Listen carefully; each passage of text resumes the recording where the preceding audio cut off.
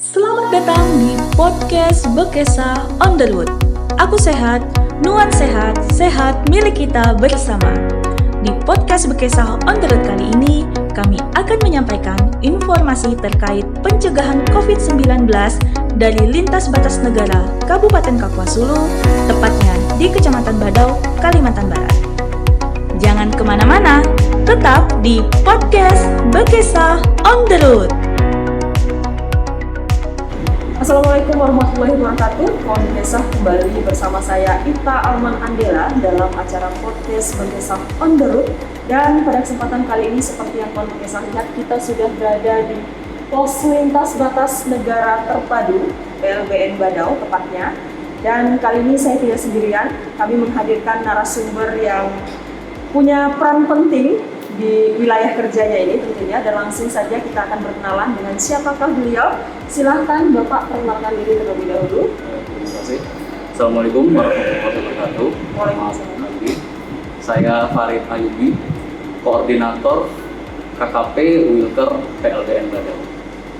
Iya, dan tepatnya Kantor Kesehatan Pelabuhan kelas 2 Pontianak Wilayah Kerja PLBN Badau. Dan sebelumnya kami ucapkan terima kasih Pak Farid sudah bersedia meluangkan waktunya di podcast Bekesa on the Road. On Bekesa, kita akan mengetahui sejauh apa sih tindak lanjut yang telah dilakukan dari teman-teman KKP, terutama secara khusus di PLBN Badau ini, Pak. Baik Pak Ayumi, mau tahu Pak Farid aja ya, Pak Farid. Mau tahu lebih lanjut nih Pak kami, apa sih peran KKP secara umum di Indonesia nih Pak sejauh ini? Terima kasih. KKP atau Kantor Kesehatan Pelabuhan sesuai dengan Permenkes 356 tahun 2008. Ya. Ini tugas dan fungsinya adalah cegah tangkal penyakit. Jadi mencegah keluar masuk penyakit di pintu masuk negara. Ya. Nah, salah satunya adalah PLBN Badau, perbatasan pos lintas batas darat negara PLBN Badau. Selain itu kita juga melakukan pengawasan dan pemeriksaan terhadap Omkaba. Omkaba ini merupakan obat, makanan, kosmetik, alat kesehatan, dan bahan aditip yang biasanya dibawa oleh pelintas pelaku perjalanan. Jadi setiap pelaku perjalanan di PLBN Badau itu memang melalui pemeriksaan karantina kesehatan, baik dari segi pelaku perjalanannya itu sendiri, orang, kemudian dari barang bawaannya, kemudian juga dari alat angkutnya, kendaraan yang digunakan. Iya, itu dia peran KKP secara umum di wilayah Indonesia ya Pak ya. Jadi tidak hanya menyoroti manusianya aja, orangnya aja, tapi barang bawaan orangnya juga, terus kendaraan yang digunakan juga. Ya. Nah, kita tahu nih Pak, kita juga sedang menggunakan masker. Kita berada di era pandemi COVID-19 saat ini yang dari tahun lalu masih sampai sekarang masih menjadi semangat ya Pak ya. Dan tentunya juga masih menjadi PR kita bersama ya Pak. Apalagi Bapak di wilayah perbatasan. Apa nih Pak yang sudah dilakukan KKP pada masa pandemi COVID sejauh ini Pak? Di masa pandemi COVID sekarang, di mana kita memang lebih ketat lagi pengawasan terhadap pelaku perjalanannya. Dan untuk saat ini memang kita sama-sama melakukan pembatasan perjalanan baik negara Malaysia maupun negara Indonesia sendiri kita. Jadi sekarang memang lockdown pembatasan perjalanan bagi WNI memang belum dapat ke Malaysia, kemudian begitu juga sebaliknya warga negara Malaysia juga memang belum dapat melintas ke Indonesia. Jadi kita melakukan pengawasan terhadap PMI, pekerja migran Indonesia yang akan kembali dari Malaysia ke Indonesia. Fokus di pintu kedatangan PLBN Badau. Kemudian juga kita melakukan pengawasan sesuai dengan surat edaran dari Satgas Covid Nasional nomor 8 tahun 2021, di mana setiap PMI yang datang dari luar negeri maka harus dilakukan beberapa pemeriksaan, yaitu pemeriksaan swab antigen, kemudian dilakukan lagi pemeriksaan swab PCR pertama saat kedatangan, kemudian PMI wajib menjalani masa karantina selama 8 hari. 8 hari ya Pak ya? Ya, 8 hari. Di hari ke-7 kita lakukan lagi swab kedua PCR. Di hari ke-8 ketika swab PCR negatif, maka PMI dilakukan vaksinasi terhadap PMI, vaksinasi COVID. Ketika dia memang belum divaksinasi di negara asal, di negara Malaysia, kemudian setelah vaksinasi di hari ke-8 pemulangan PMI. Nah, terkait tadi PMI pekerja migran Indonesia ya Pak ya. Ketika datang belum dilakukan vaksinasi di negara asalnya, terutama ini yang paling dekat adalah Malaysia ya Pak ya, akan dilakukan vaksinasi. Nah, bagaimana kerjasama dengan instansi lain nih Pak terkait vaksinasi? Apakah sudah dilakukan oleh petugas dari KKP sendiri atau ada keterkaitan dengan instansi lain? Iya, memang kami bekerja sama dengan beberapa instansi terkait lainnya, dari puskesmas, dari rumah sakit bergerak. Kebetulan untuk saat ini memang vaksinasi terhadap PMI ini baru ditetapkan per 4 Juli.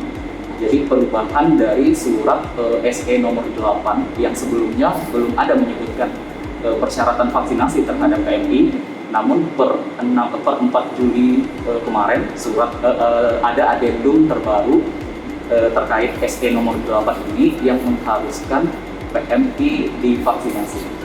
Karena saat ini belum ada, kami belum menerima vaksin untuk PMI, jadi untuk pelaksanaan vaksinasi terhadap PMI kami bekerja sama dengan Puskesmas Badau. Oke, jadi sejauh ini untuk ketersediaan vaksinnya bekerja sama dengan Puskesmas Badau ya Pak ya. Dan yang melakukan vaksinasinya juga dari Puskesmas Badau. Baik.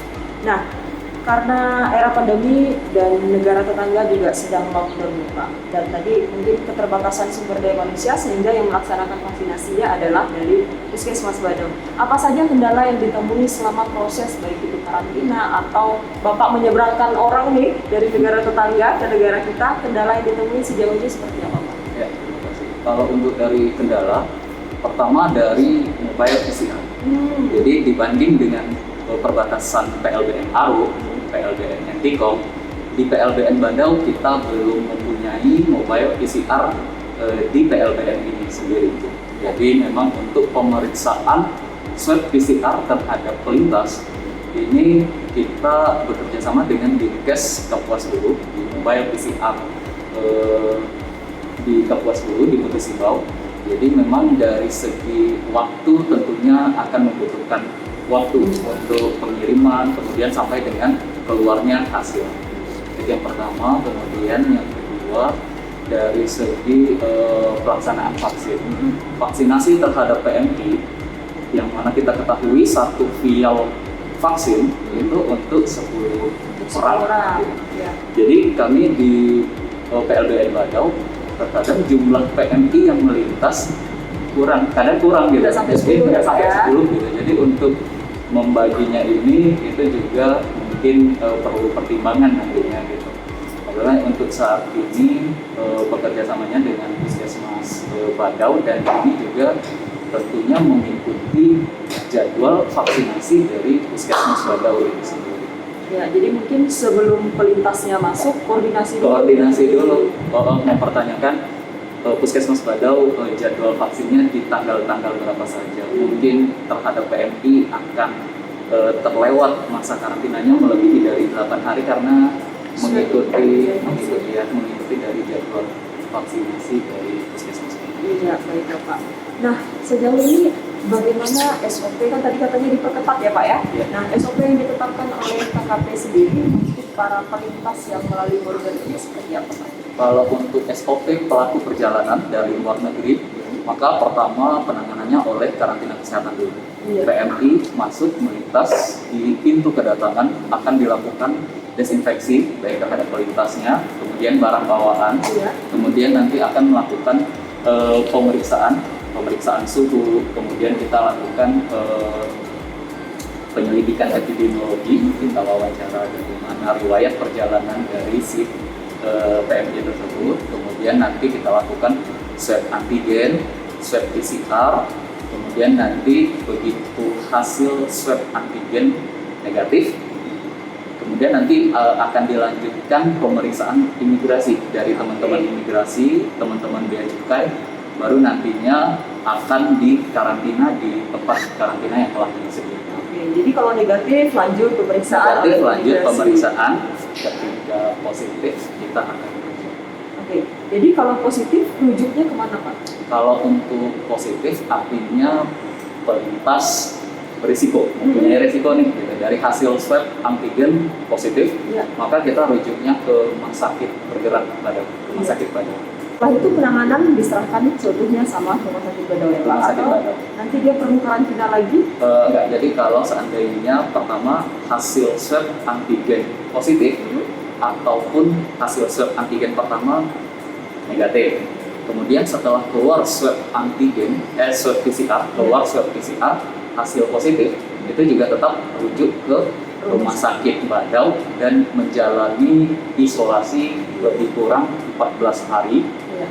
dan nantinya akan dilakukan pemeriksaan pulang kembali ketika negatif baru kita pulangkan. Iya, kalau tidak salah di sini juga ada tempat isolasi. Di sini karantina, tempat Karantina karantina. juga. Jadi untuk di PLBN Badau sendiri mempunyai fasilitas tempat karantina untuk pelaku perjalanan. Jadi kita dapat membedakan antara karantina Iya. dengan isolasi. Jadi kalau karantina itu memang dari pelaku perjalanan mempunyai riwayat risiko perjalanan dari negara terjangkit. Dari pelaku perjalanan ini kita duga dulu, jadi terduga membawa faktor risiko, namun belum terkonfirmasi sakit ataupun belum ada gejala seperti apa, kita karantina. Namun ketika hasil pemeriksaan positif, artinya dia sudah terkonfirmasi positif, yang kita lakukan adalah isolasi. Iya. Isolasinya di rumah sakit. Iya, baik Pak. Nah, sejauh ini berarti fasilitas karantinanya ada tersedia di sini. Tersedia. Nanti kita boleh Boleh. berkunjung dan melihat-lihat ya Pak ya. Didampingi sama Bapak langsung. Kalau berkisah kita akan melihat bagaimana fasilitas karantina mandiri yang dimiliki oleh Kantor Kesehatan Pelabuhan Kelas 2 Pontianak Wilayah Kerja PLBN Badau ya Pak ya. Akan didampingi langsung nanti sama Pak Farid. Kita akan melihat sejauh ini para PMI kita yang sudah melintas ternyata fasilitasnya seperti apa, nanti kita akan ketahui secara bersama. Nah Bapak, mungkin cukup sekian perbincangan kita. Nanti kita akan mungkin sambil berjalan dan ngobrol dengan Bapak untuk mengetahui seperti apa ini ketersediaan di wilayah kerja Bapak. Mungkin closing statement dari Bapak terhadap seluruh masyarakat atau maupun pelintas yang akan melintasi border ini. Oh ya. Terima kasih. Untuk pertama, dari pelaku perjalanan diharapkan karena memang dalam masa pandemi ini tidak ada lagi niat untuk masuk ke Malaysia, karena beberapa kasus yang kami temui dari warga kita sendiri itu dari WNI malah ingin masih memiliki niat untuk masuk ke Malaysia, ingin bekerja di sana melalui jalur-jalur yang tidak resmi, jalur-jalur ilegal. Nah, kemudian juga terhadap PMI yang saat ini bekerja di Malaysia dan rencana akan mau pulang, jadi jangan takut untuk pulangnya lewat perbatasan resmi. Iya. Jangan lewat jalur-jalur tikus yang sebenarnya nanti akan lolos dan malah berpotensi untuk penularan. Nggak terdeteksi ya Pak Tidak ya? terdeteksi nantinya di kaminya gitu. Walaupun sebenarnya di pos-pos ilegal tersebut sebenarnya memang sudah ada dari pos Satgas Pamtas yang berjaga di pos-pos tersebut. Namun kemudian yang keduanya dari segi PMI saja sekarang sudah keluar peraturannya untuk vaksinasi terhadap PMI. Jadi untuk masyarakat yang lain jangan takut untuk divaksinasi. Iya. Jadi kawan bekesah di luar sana mungkin punya sanak famili yang saat ini sedang berada di luar. Apabila ingin masuk ke wilayah Indonesia, kan tadi Pak Farid kita sempat berbincang, boleh nih orang luar yang sekarang orang Indonesia yang saat ini sedang berada di luar dikasih izin untuk masuk hanya untuk ngelepasin kembali. Sama dengan halnya warga negara asing, kita pulangkan ke negaranya itu masih bisa melalui border, gitu ya.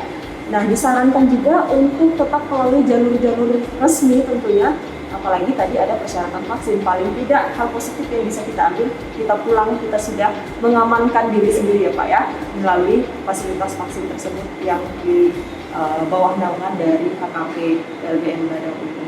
Nah, Pak Farid, mungkin cukup sekian perbincangan kita kali ini.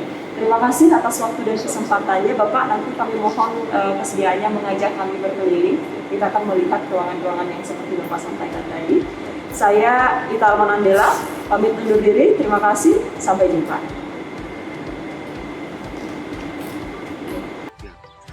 Baik, kawan Bekesa, saat ini saya bersama Mas Farid sudah berada di lintas batas ya. Berarti ini adalah perlintasan ya Pak ya? Iya. Jadi kalau misalnya ada warga luar yang akan masuk ke Indonesia, berarti harus melalui pintu ini terlebih dahulu. Iya. Ini disebutnya apa Pak? Ya pos masuk aja ya? Ya, pos pintu kedatangan dari pos lintas masuk negara PLBN Badau. Jadi ini nanti dari yang dari Malaysia masuk ke Indonesia, nanti jalur ini terus ke sana. Bagaimana nih Pak prosesnya dulu? Atau ada perbedaankah sebelum pandemi COVID dengan sekarang yang sudah pandemi COVID untuk akses masuk border Pak? Ya, sekarang kalau dulu sebelum masuk ke pandemi COVID, maka semua perlintasan dari alat angkut itu dari mobil kendaraan masuk lewat jalur kedatangan, kemudian nanti terus ke arah sana. Nanti untuk pelintas semua turun dan melakukan pemeriksaan di karantina kesehatan, imigrasi, dan lanjut ke bea cukai. Kemudian barang-barang bawaannya juga nanti diperiksa oleh teman-teman dari bea cukai. Oke, dan kawan Bekesa, kita akan melihat di mana proses bea cukai atau pemeriksaan orang dan juga barang. Nanti sesaat lagi kita akan lihat bagaimana proses dan seperti apa tempatnya. Saksikan terus di podcast Bekesa.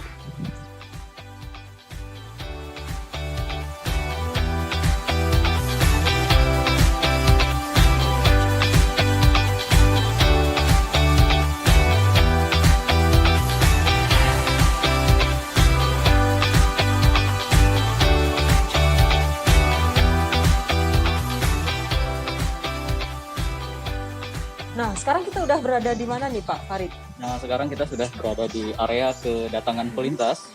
Jadi setelah pelintas menjalani pemeriksaan cuci tangan, kemudian desinfeksi terhadap barang bawaan pelintas. Kemudian nanti pelintas akan dilakukan pemeriksaan swab antigen dan swab PCR.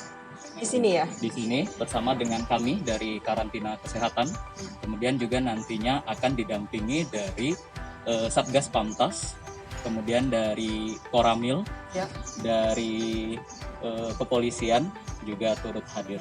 Itu tidak melihat jumlah pelintasnya ya, mau satu, dua, atau banyak? Dua, semua tim Satgas COVID datang.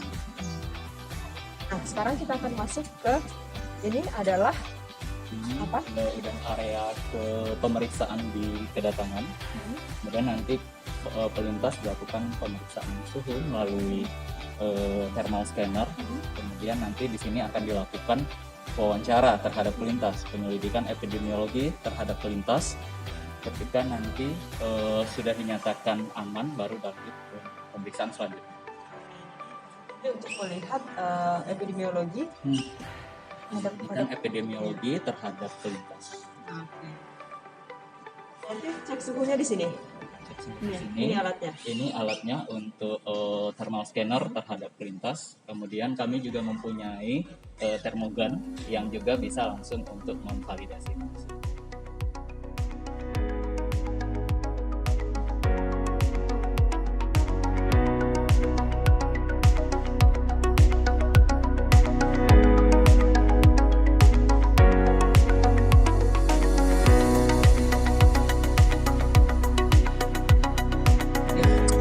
Terkait barang bawaan pelintas, jika ada terdapat bahan-bahan yang memiliki kaitan dengan beberapa teman-teman yang lain, misalnya membawa produk hasil ikan, artinya nanti akan dihubungkan dengan teman-teman dari karantina perikanan, kemudian membawa produk hasil dari pertanian, itu juga dari teman-teman karantina pertanian.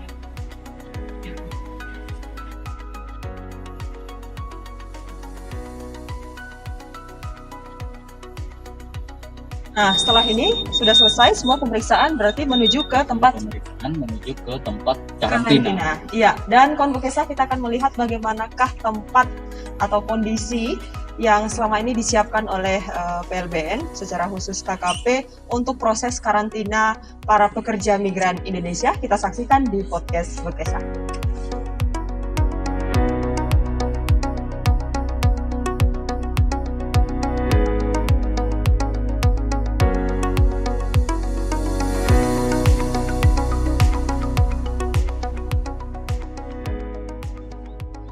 Nah, kawan Bekesa, sekarang kami sudah hadir di tempat karantina, ya Pak ya, Ya. tempat karantina. Dan di sini menampung berapa banyak Pak yang bisa? Di kisaran 25, lebih kurang 25 orang.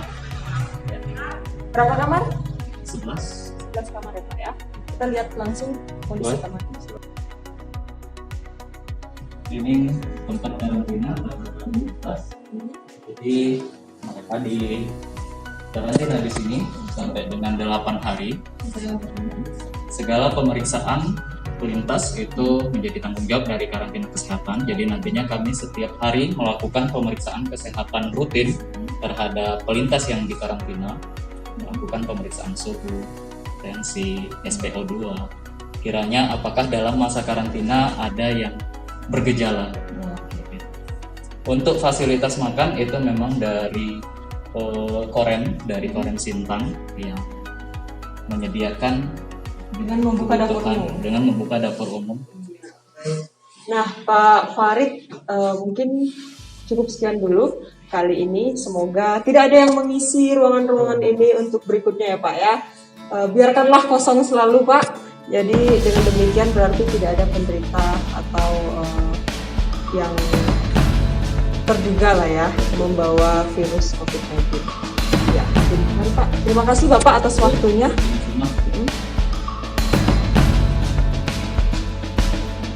Kawan Bekesa, semoga informasi yang kami sampaikan dapat bermanfaat untuk kita semua. Salam dari lintas batas negara untuk cegah pangkal penyakit dari pintu masuk negara. Jangan lupa untuk patuhi protokol kesehatan dan sampai jumpa di podcast Bekesa on the Road selanjutnya.